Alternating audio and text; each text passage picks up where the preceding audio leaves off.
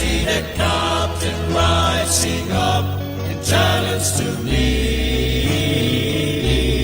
I know I'm safe from harm when I trust in Jesus. The battle is his, the victory is mine, and victory is sweet.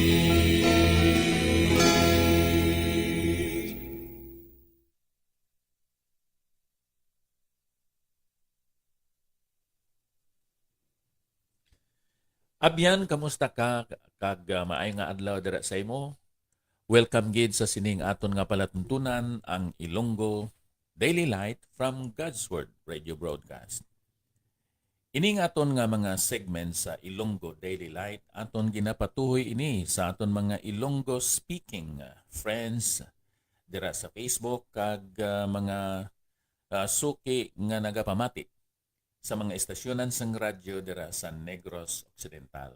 Kag nagapasalamat kita sa aton mga kilala, abyan, kaupod nga mga alagad sang Dios nga may low-powered FM radio stations dira sa Hinubaan, sa Sipalay City, sa Kawayan, sa Kabankalan, kag maabot man bisan dira sa Mabinay, sa Ilog, sa Himamaylan City.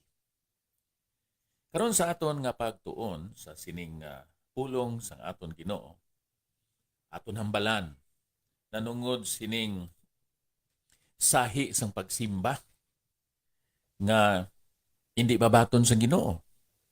Tungod kay ang nagasimba, oo, nagsulod siya sa simbahan, pero ang iya nga hunahuna sagwa sang simbahan. Worship. Is your mind wandering or wandering? Ang imo bala panghuna-una lagaw o kon ini may paghanga o may pagkatingala. Wonderment dira sa Ginoo.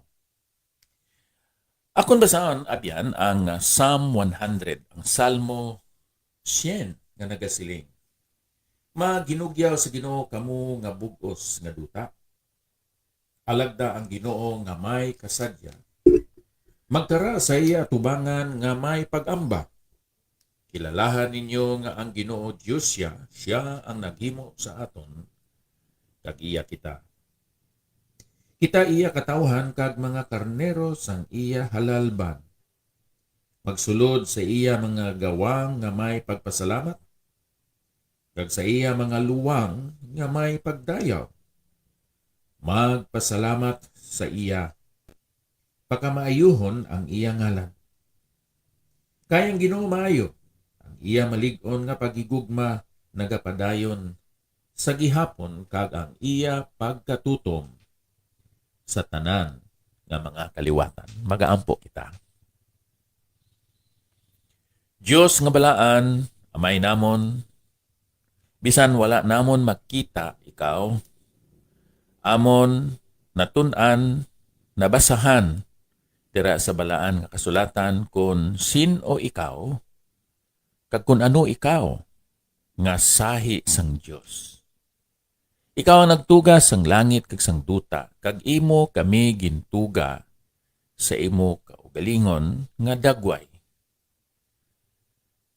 Masubo, Ginoo, kay kami nagpakasala, nagpalayo sa imo, nasiparar sa imo katarong, sa imo pagkabalaan, kag sa imo nga gugma.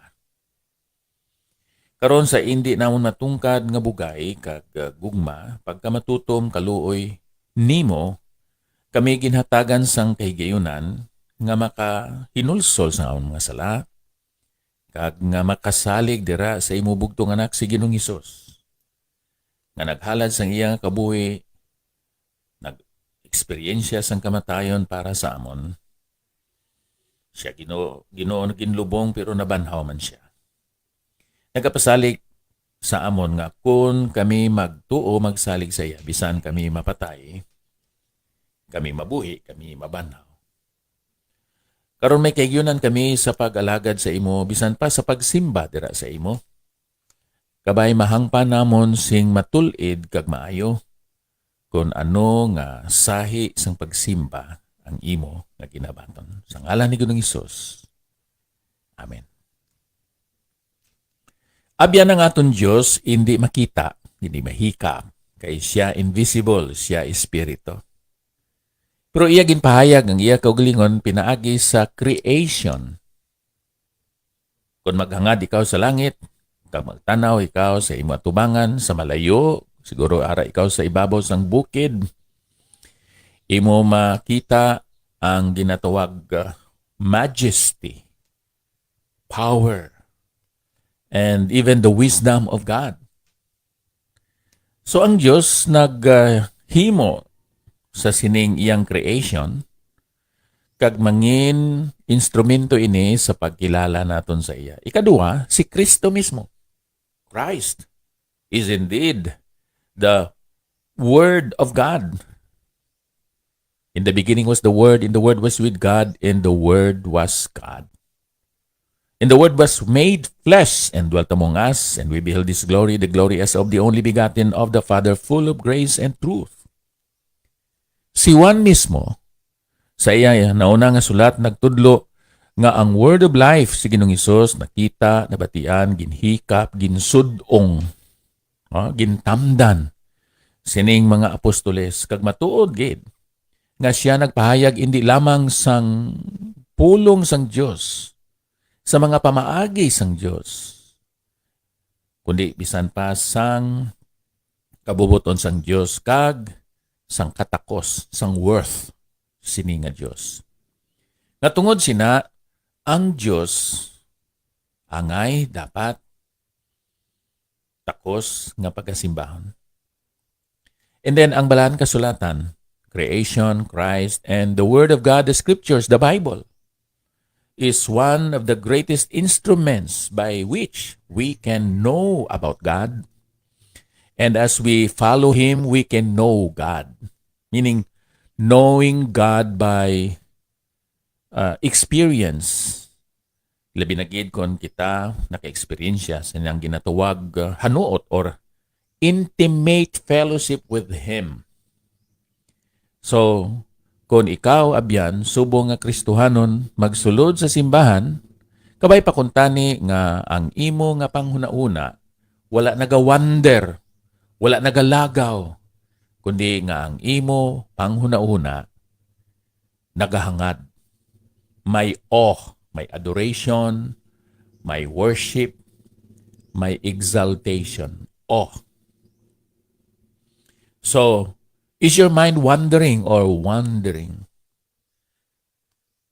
Ang pagsimba isa ini ka profound nga inagihan o eksperyensya.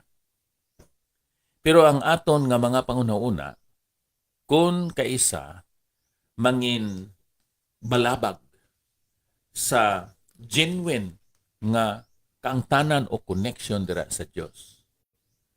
So may mga tatlo ka mga balabag sa aton nga pagsimba dira sa Ginoo. Tatlo ini, abyan. Ang una, ang distraction. Distraction. May ginatawag naton may pagtublag sa aton nga panghunahuna, a wandering mind. Ano ina ang mga kabangdanan nga ma-distracted ang Kristohanon nga nagasulod sa simbahan agod sa pagsimba dira sa iya? Siguro, we are preoccupied with our worldly kalibutanon nga mga kabalaka. Kangay abis ang trabaho, sa kwarta, o siguro sa mga na tublag nga mga kangtanan o relationships dira sa aton panimalay, sa aton upod sa trabaho, sa mga estudyante sa ila eskwelahan, sa katilingban sa ila mga kasilingan. So, we are distracted by broken relationships. Siguro may mga personal issues kita sa aton kabuhi. Kangay sinang ginatuwag anxiety o kung kabalaka, kahadlok, mga pagpangduwa-duwa sa aton kabuhi. May mga panghuna-huna kita nga nagadumala ang worry o kung ang kabalaka o ang kahadlok tungod sa aton hindi maayo nga panglawas, tungod sa problema sa atong panimalay, o kung sa aton nga anxiety na nungod sa palabuton. Ano man ang mga simptoma nga naga-wonder, nagalagaw-lagaw ang aton panguna-una, bisan ara na kita sa sulod sang simbahan, ang aton panguna-una nagalagaw, nagahalin, nagabiya sa panahon nga kita nagaampo o kung nagapamati sang minsay nga ginadala sang pastor. May kalisod o kung kabudlayan kita sa pag-focus sa pagpabilin sa aton mga panguna-una kag sa paghangop sa panahon nga kita nagakanta sa mga himno o kon nagabasa sang balaan nga kasulatan. Nagawander kita pagwa sa pagpamati sang minsay kung, nagatanaw ikaw sang imo nga relo o kung nagpagwa ikaw sang imo nga cellphone kag nagabasa ikaw. Makadisturbo ina sa manugwali o kung sa tao nga nagatudlo sang pulong sang Dios. Mangin instrumento ikaw ni Satanas agod sa tublag sa concentration sang kaupod nimo dira sa sulod sang simbahan. So kung ikaw huna-huna na nungod sang tuon sa imo nga pagtan-aw sa sinang imo nga rilo, sikrituha lang, abyan, na hindi ikaw maka-distract sa nagadala sang minsay o sa tao nga nagawali. So amoy na ang distraction. Ikaduwa, ang disconnection. Na disengage. Na utod ang imo pagpakig-angot nimo sa imo kasing-kasing kag balatyagon dira sa Ginoo. Na kabsan ikaw sang genuine nga interest o kon pangayo dira sa Ginoo sang pagpukaw o pagmata, pag-revive sang imo espirituhanon nga pagkabuhi. Renew your spirit through prayer and spiritual retreats.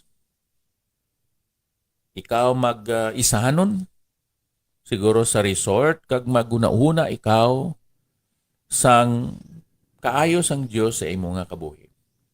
Magdala sang Biblia.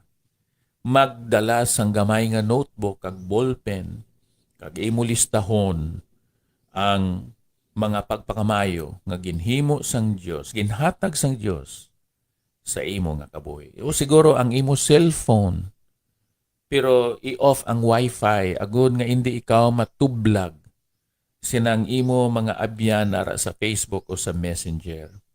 Maguna-una ikaw sang pagkamatutom, kaluoy, kaayo, gugma, bugay sang Dios sa imo nga kabuhi. Kag sa nagatanaw ikaw sa palibot, you marvel at the beauty of God's creation, of how intricate His love, His power, His wisdom, nga iya pakita, manifest, demonstrate sa iya nga creation. Kag pangitaon nimo ang mas madalom nga connection dira sa Dios.